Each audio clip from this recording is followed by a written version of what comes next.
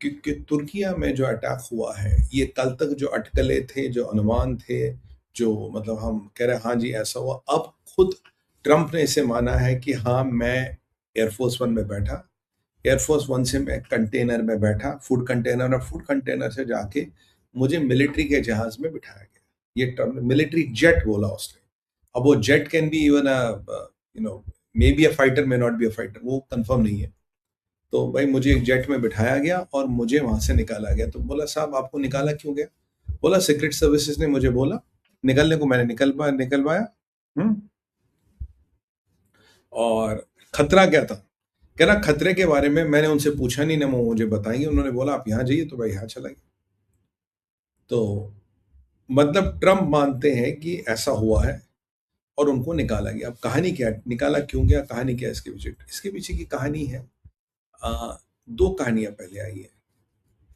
इजराइलियों ने अमेरिकन को बताया, बोला देयर वाज बहुत क्रेडिबल इंटेलिजेंस है कि एक ट्रम्प पे अटैक होगा और अंकारा में पूरा पूरा अटैक होने की संभावना है ट्रम्प पे। ये इजराइलियों ने उनको कहा कि भाई पूरा पूरा अटैक होने की संभावना, आप जरा बच के रहे। और ईरान ऑलरेडी कह चुका था कि ट्रम्प पता नहीं कहाँ अंकारा कब आएगा यार, अंकारा आएगा तो हमारे क्षेत्र में आएगा, हम यहाँ इस पे कभी भी अटैक कर सकते हैं। उसके अलावा अब मिसाइल्स का क्या मसला? तो पहली बात तो आप ये समझिए जो घटनाक्रम हुआ ये वाकई हुआ था, कोई स्टोरी किस्सा कहानी आंकलन नहीं है। Trump had to jump into a container और निकाला गया। तीन चार चीजें हैं। अगर ट्रम्प ने ये किया तो आपने तुर्की को नहीं बताया, आपने तुर्किया से बात छुपा के रखी, यानी कि आपको तुर्कियों पर भरोसा नहीं था। दूसरी बात, जो जो हथियार का इस्तेमाल किया जाना था, वेपन, वो था shoulder head missile, shoulder head surface to air missile. अब यहाँ दो पॉइंट ऑफ व्यू है। देखिए, अगर शोल्डर हेड मिसाइल है, इसराइलियों ने कहा कि आपकी एयरफोर्स वन को टारगेट किया जाएगा, तो यानी कि शोल्डर हेड मिसाइल की रेंज आपकी 2-3 किलोमीटर होती है, 4 किलोमीटर, इससे ज़्यादा नहीं होती। तो यानी कि एयरफोर्स वन सामने था, जहां ट्रंप रुका था वो जगह उन्हें पता थी, कहाँ से जहाज चढ़ेगा वो जगह उन्हें पता थी, उन्हें सब पता था। यूजुअली प्रेसिडेंट को लेके ये सारे प्रोटोकॉल्स बड़े कॉन्फिडेंशियल होते हैं, कुछ नहीं बताया जाता। पर उनको कैसे पता था? और उनकी मिसाइल की रेंज ही 1-2 किलोमीटर है, तो they have to be very near. मतलब उन्हें एयरफोर्स पर ऐसे दिखा और बिल्कुल लाइन ऑफ साइट क्लियर हो, तब वो मिसाइल काम करती है। तो पहली बात तो ये है। तो ट्रंप के पे जो अटैक होना था वो तुर्किया की जमीन से होना था, तुर्किया की सॉइल पे होना था। और जो ये है, तुर्किया की जमीन और तुर्किया का सॉइल, ये नेटो कंट्री है।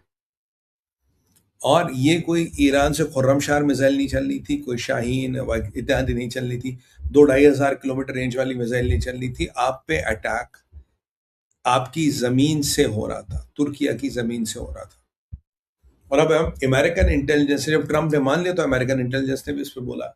इसीलिए इसराइली कह रहे थे भाई साहब अगर हम नहीं होते तो आज ट्रंप की जगह जेडी वेंस प्रेसिडेंट होते हैं अमेरिका के। फिर ये मैंने समझा, मैं कहा यार इसमें थोड़ा पेच है। फिर पता लगा अमेरिकन इंटेलिजेंस ने भी मुंह खोल दिया। इसराइलियों ने बोला आपके पे प्रेसिडेंट पे अटैक होने वाला है और कुछ करो। अमेरिकन इंटेलिजेंस जागी, उन्होंने एरिया का रेकी करना शुरू किया और अमेरिकन सीक्रेट सर्विसेज को इन्होंने ड्रोन इत्यादि लगा दिए। तो इन्हें एक बंदा, they could really locate a guy with a shoulder held missile.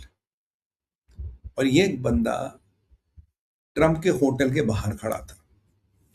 इस बंदे को पता था ट्रंप किस होटल में है। इस बंदे को पता था कि ट्रंप का वॉर रूम जो किस साइड फेसिंग है। और अमेरिकन इंटेलिजेंस ये भी कह रही है, इस बंदे को ये भी पता था कि ट्रंप किस फ्लोर पे है। होटल पता, जगह पता, फ्लोर पता, फेसिंग पता। यानी कि शोल्डर हेड मिसाइल चलाने के लिए जो 3-4 चीजें चाहिए थी वो आपकी पूरी पता थी। ये भी इंटेल इसराइलियों ने दी थी, भैया वहां कोई घूम रहा है देख लो। और इन्होंने देखा। अब उस बंदे के साथ क्या किया या क्या नहीं किया वो तो हमें नहीं पता, बट बंदा वहां था। फिर इनको बताया गया कि अब एक surface to air missile which can be shoulder head, which may not be shoulder head, उससे एयरफोर्स वन को टारगेट किया जाएगा। Most probably shoulder head missile होगी। और खतरा इतना बड़ा था, गोपनीयता इतनी ज्यादा थी, स्टेक्स इतने ज्यादा थे, इन्होंने तुर्किया को कुछ नहीं बताया। They didn't late Türkiye know anything. इन्होंने ट्रंप को जहाज में बिठाने का नाटक किया।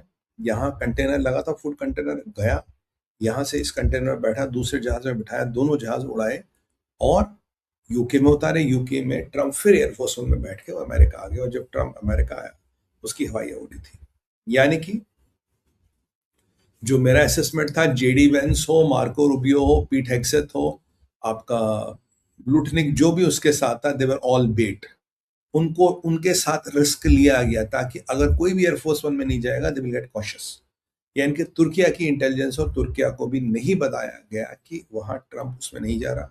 और अगर उस एयरफोर्स वन पे उस दिन अटैक होता, एयरफोर्स वन गिर जाता, तो उसमें अमेरिका का पूरा कैबिनेट का सफाचट हो जाता, अमेरिका की पूरी कैबिनेट का काम तमाम हो जाता। मतलब the whole cabinet was risked in a way to save Trump. Whole camp security was in the, पूरे कैबिनेट की सुरक्षा को, पूरे कैबिनेट को रिस्क किया गया कि ट्रंप को बचाया जाए। और ये होता आपके तुर्किया की जमीन पे, जो असैसिन था वो तुर्किया की जमीन पे था, असैसिनेशन अटेम्प्ट तुर्किया की जमीन, उसके सब इंफॉर्मेशन पता थी ट्रंप के बारे में। अब इसे सिक्योरिटी ब्रीच नहीं तो क्या कहेंगे। और इसराइल के इंटेलिजेंस जो सतर्क होते, और जिसके इस रीजन में काफी एसेट्स हैं, उन्होंने इनको सतर्क किया, उन्होंने अमेरिकन को सतर्क किया, और अमेरिकन की सिट्टी पिट्टी गुम हो गई, इतनी हालत खराब हो गई कि they were not sure can we take the president alive और नॉट। इसीलिए सबसे बड़ा रिस्क लिया गया, उस जहाज में बाकियों को बिठाया गया कि ठीक है यार, प्रेसिडेंट को बचाना, अगर बाकी गए तो गए। Can you imagine this situation? Can you imagine a Marco Rubio and all getting into a plane? और उसके बाद इसीलिए ट्रम्प ने वहां तैयब अर्दोगन को सब बोला, F-35 भी दे दूंगा, कान भी दे दूंगा, तेरे सैंक्शन भी हटा दूंगा, तो सब दे दूंगा। नाउ आई अंडरस्टैंड कि Tayyip Erdogan why was the old man in hurry, because उसको पता है वो उसका खेल खत्म हो गया, एक्सपोज हो गया वो। मेरा मानना है तैयब अर्दोगन 6 महीने से 1 साल में या तो दुनिया में नहीं होगा या गद्दी पे नहीं होगा। So next year this time Tayyip Erdogan will be, या वो गद्दी पे नहीं होगा, क्योंकि अमेरिका ऐसी गलतियों को माफ नहीं करता और करनी भी नहीं चाहिए। और ये मैं नहीं मानता कि तुर्किया की इंटेलिजेंस को नहीं पता था, उन्हें सब पता था। They were hard and glove into it. उन्होंने आंख बंद कर लिया और they facilitated this debacle to happen. तो पहली बार अमेरिका और उसके कैबिनेट पे इतना बड़ा आघात हुआ। और अगर आप कोई कहे कि ट्रंप पाकिस्तान जाएगा, मैं come on, you must be joking. Trump Pakistan जा ही नहीं सकता, ये तुर्किया का हाल है, पाकिस्तान में तो कुछ भी हो सकता है। तो ये है कहानी है ट्रंप, कैसे वो लिटरली कहते हैं ना कि बाल बाल बचा है। और अगेन थैंक्स टू इजराइलीज, जिन्होंने सही टाइम पे इंटेल दिया, and American secret services who took such a risk, and American ministers who still boarded Air Force One knowing it can be hit. और ये जो सरफेस टू एयर मिसाइल का setup है, इसको लेके अभी कोई क्लैरिटी नहीं है। एक शोल्डर हेड को लेके क्लैरिटी हो गई, बंदा देखा भी गया, उसके कंधे पे मिसाइल भी देखी गई, सब देखा गया, बट ये क्लैरिटी अभी नहीं आई कि सरफेस टू एयर मिसाइल का सेटअप कहाँ बनाया गया था। ये भी पूरा चांस है कि जैसे इन्हें पता था या ट्रंप आएगा, उसके आसपास कहीं बिल्डिंगों में इधर उधर सरफेस टू एयर मिसाइल का सेटअप बनाया गया। पर क्या ईरान को कुछ नहीं पता? क्या तुर्किया को कुछ नहीं पता? और गलती किसकी है? तुर्किया की है। तो literally Trump was not suppose to go alive from there. अगर निकला है तो ये भगवान की का चमत्कार है। तो ये अब देखिए परमानेंट सेंध पड़ गई है रिलेशन में, परमानेंट। अब ये रिलेशन की सेंध कभी खत्म नहीं होगी, तुर्किया कुछ भी बोलता रहे। और अगर तुर्किया कुछ भी बोलता रहे, one person who is never going to forget, that is Marco Rubio. अब जरा हॉर्मोज पे आते हैं साहब। हॉर्मोज में क्या क्वेश्चन है? हॉर्मोज को लेके इनकी 9 डिमांडें थी, हम जानते हैं, जिस पे हम बात करते आ रहे हैं। अकॉर्डिंग टू ईरान हॉर्मोज बंद है, अकॉर्डिंग टू ईरान हॉर्मोज कभी नहीं खुलेगा, और अकॉर्डिंग टू ट्रंप हॉर्मोज खुला है। अकॉर्डिंग टू ट्रंप 9 से 15 मिलियन बैरल्स ऑफ ऑयल रोज हॉर्मोज से जा रहा है। अकॉर्डिंग टू ट्रंप अमेरिका ने हॉर्मोज को खोल दिया है, और अकॉर्डिंग टू ईरान हॉर्मोज बंद है, और हॉर्मोज कभी भी वैसे नहीं खुलेगा जैसे पहले खुलता था। हॉर्मोज पे आपकी सारी व्यवस्थाएं बंद है, ये ईरान का कहना है। ठीक है, ईरान कहता है हॉर्मोज ना बंद है, कुछ नहीं हो सकता। अगर अमेरिका के कहने में दम है तो आने वाले टाइम में तेल की कीमतें 5 से 10% कम जानी चाहिए, क्योंकि अगर करीब करीब 15 मिलियन बैरल वहां से रोज निकल रहा, तो तेल की कीमतें कम जानी चाहिए। अगर तेल की कीमतें कम नहीं हुई, then American are possibly lying around it. हमें पता लग जाएगा, उन फिगर इट आउट। तो ये हॉर्मोज का पहला मसला है। अब हॉर्मोज का गेम और कॉम्प्लिकेट हो गया है, क्योंकि ईरान ने 2 और शर्तें जोड़ दी है इसमें। 9 शर्तें कल तक थी जो आप जानते थे, इसमें 2 और शर्तें जुड़ गई है। पहली शर्त है कि गाजा में सीज फायर, दूसरी शर्त है लेबनान में सीज फायर। जब तक लेबनान और गाजा में इसराइल की एक्टिविटियां चलती रहेगी, कोई भी डील आपके साथ नहीं हो सकती मिस्टर अमेरिका। और जो भी हम डील ओमान के साथ कर रहे हैं, that is inconsequential to America. America का उससे कोई लेना देना नहीं, ये हमारी और ओमान की डील है।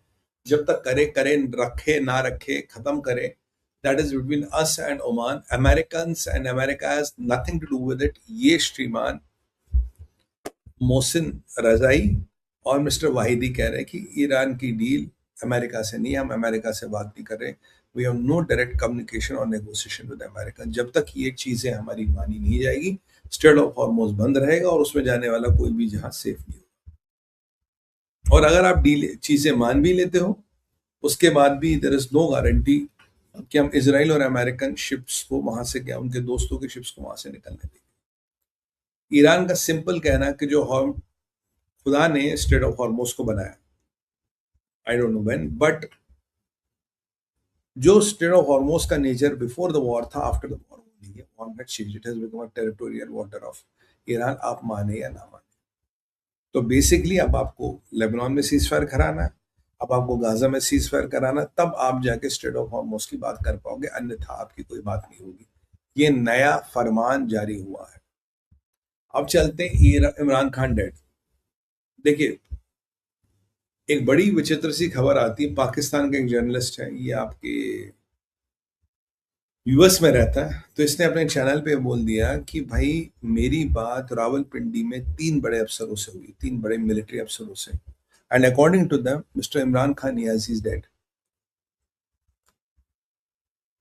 उनका ये मानना है कि इमरान खान मर चुका है और उसकी मौत को अनाउंस नहीं किया जा रहा। उसको मरवाने वाला भाई पाकिस्तानी एस्टेब्लिशमेंट, ये मुल्ला मुनीर है, और इसकी मौत को अनाउंस नहीं किया जा रहा।